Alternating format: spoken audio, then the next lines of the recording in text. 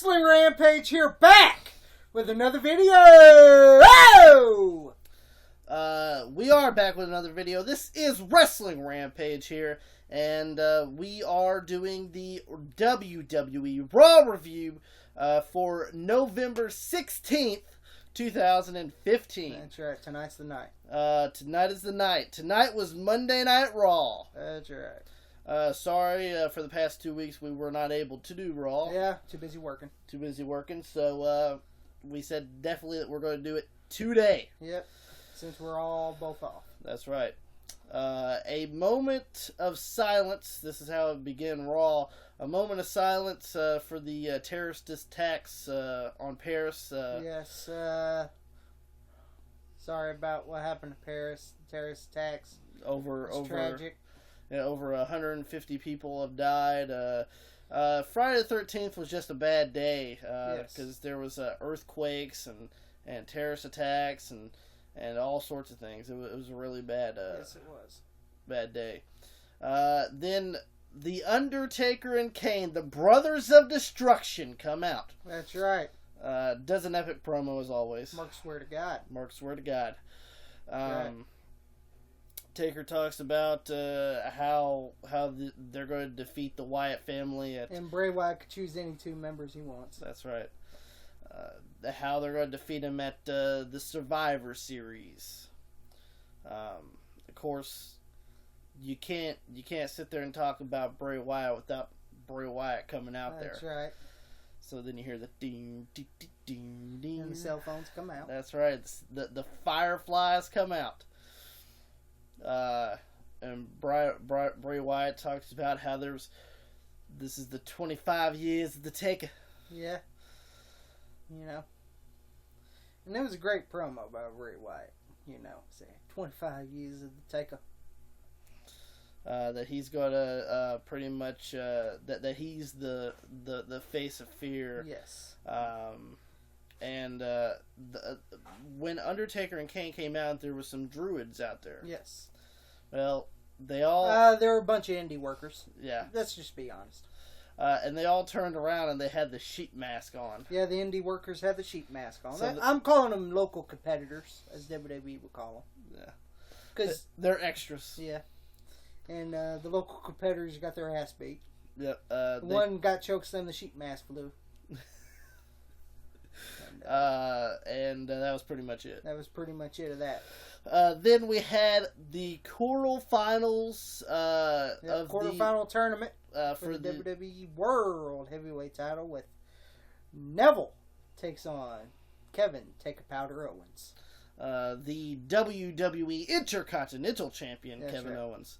And it was a really good quarterfinal match between Neville and Owens. They really had a great schmoz. And Neville ran into the old pump up power bomb, and he went for the Red Arrow. Yes, he went for the Red Arrow. Kevin Owens moves and fucking out of nowhere pump up power bomb, and then it was over for Neville. And then Owens took a powder. That's right. Kevin Owens moves on in the tournament to the semifinals. And then we have a match between the newest member of the WWE roster, Prince Pretty, the Prince of Pretty, Tyler Breeze. Tyler Breeze takes on R-Truth. That's right. Which, if you guys have watched our channel before, you already know our feelings about R-Truth. So I was definitely going to go with Tyler Breeze. Me too. And Tyler Breeze hits the beauty shot on R-Truth and calls it a day. Next is another quarterfinals. For the quarterfinals tournament for the WWE World Heavyweight Championship with Dean Ambrose takes on Dolph Ziggler. Yes, and that was a great match. Them two put on a great match, Dolph Ziggler and Dean Ambrose. It was a great match. Fucking counter holds. Fucking Dean tried to get Dirty Deeds on him. Countered. And then he finally got Dirty Deeds done dirt cheap on him. And it was all over. That one to me was probably one of the best matches on Raw this week. Yes. So far. Next is, come on, what's Raw without The New Day? All right. The New Day, the yes, power it is. of positivity. And let me tell you, my favorite was Booty. You could take a booty and be booty-aid and all that. That was fucking awesome. And then it wasn't awesome when I saw the Crayola twins come out. When I say Cray, you say Ola. And then it got worse when Ryback came out. I was like, It was the New Day. All three members of the New Day, Big E, Kofi Kingston, and Xavier Woods takes on the Usos and Ryback. And it was an okay 6-man. Wasn't the best in the world. I seen better. Well, you know how WWE is when it comes to those 6-man tags. And Ryback got mad and didn't get tagged in, and fucking he pushes the referee, and that ended that match. So the New Day picks up the win by DQ. So another quarterfinals quarterfinals tournament match. Hang on, before we get into this quarterfinal match. Yes, go ahead. You know, the game Triple H came to 50 million motherfuckers on that tournament there. I don't know if you noticed. He went to Cesaro, he went to Owens, and he went to Del Rio. Alright? I know this is going before, but fuck it. Alright? But every 5 minutes, here he comes. You could be the man. You want to be the man? How about you? Do you want to be the man? It's like he's trying to find 50 motherfuckers to be the man. Alright? There's only one man in Seth fucking Rollins, okay? This guy is going to be the second man. Alright? There's one man, and it's Seth Rollins. Well, as long as you're not the one-man band, baby. Yeah, that's right. Heath Slater. That's right. Now let's go back to the quarterfinals. This is another quarterfinals tournament match with oh god, Roman Reigns versus Cesaro. And if y'all didn't see that poll on WWE.com, 37% for Cesaro to be the World Heavyweight Champion. To be the winner of the tournament. Yeah, and be the WWE World Heavyweight Champion. Next is Dean Ambrose at 20. Yes.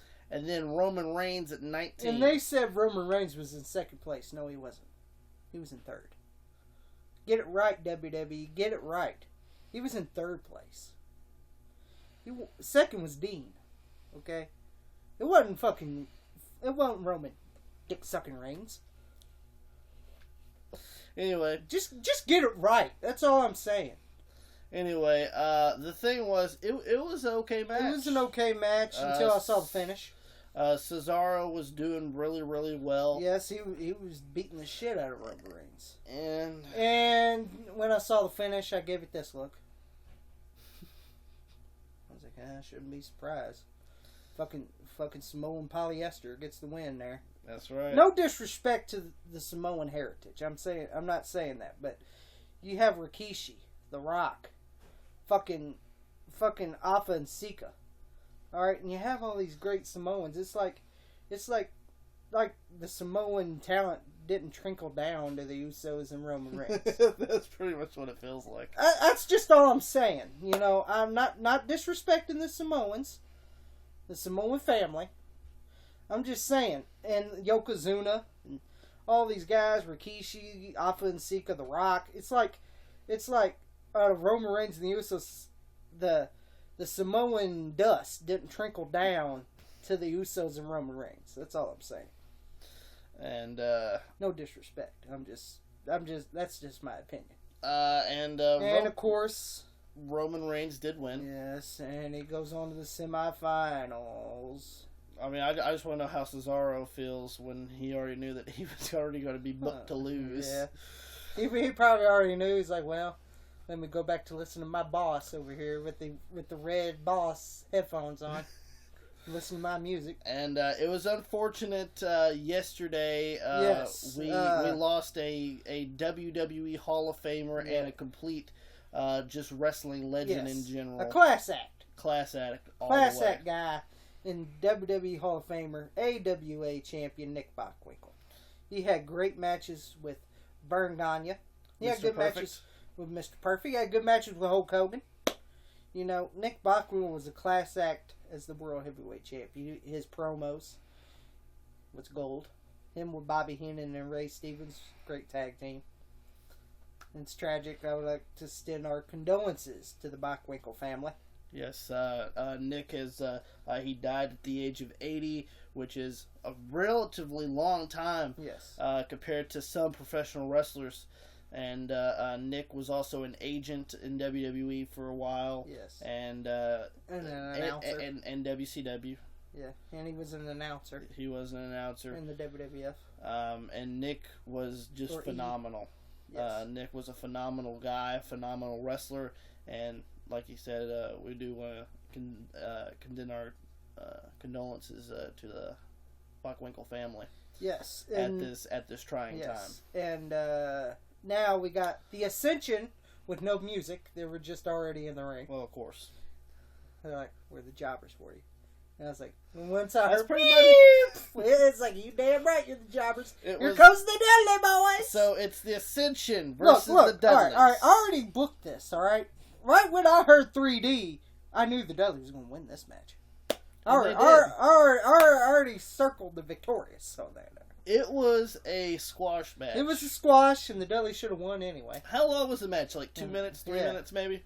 And 3D on Victor, and it was all she wrote for the Dudleys. Old Dudley Boyz. Picks up the win over the Ascension.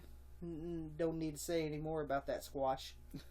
So. Then we had the last quarterfinals quarterfinals tournament for the WWE World Title, and Kalisto pulled off a big upset over Ryback, and then they gave him this thing, hey, why not fluke? Well, I figured it was a fluke because he lost to Alberto Del Rio the next round.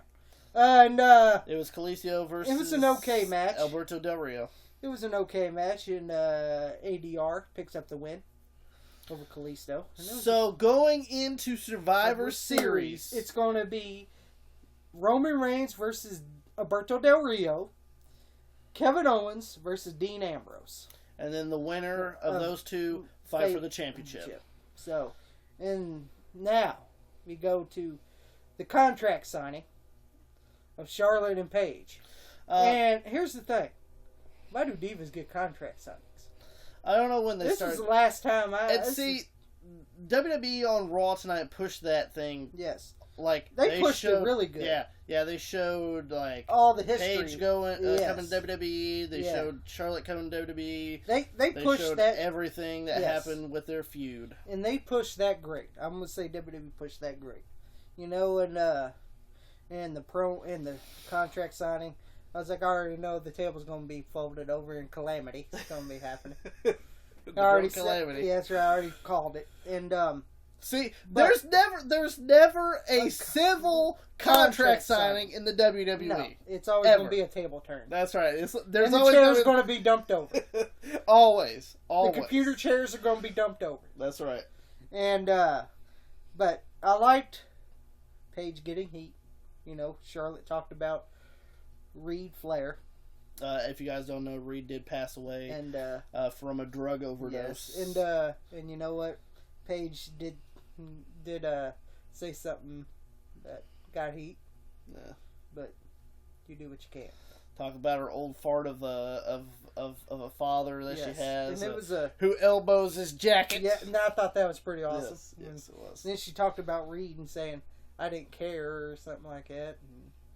And it was a pretty pretty good contract signing, I guess. And during this whole time, Charlotte's talking, Paige is talking, and all you hear is are you going to sign the contract? Charlotte signed the contract. Sign the contract. You guys got to sign the contract. Sign the contract. That's all Michael Cole signed the contract. I swear he said it like 4 or 5 times. You're trying to push that contract, ain't you? That's right. Charlotte signed the contract. Yeah. Paige signed the contract. Yeah, like goddamn. We got to sign the contract. Yeah, we only got a minute and a half on Raw here. Sign the contract. But that was the last thing for WWE Raw. For the Raw review of November 16th, 2015. Yes. But there is one thing. If you guys want to go onto the WWE Network right now, you can pay on your cable company $54.99.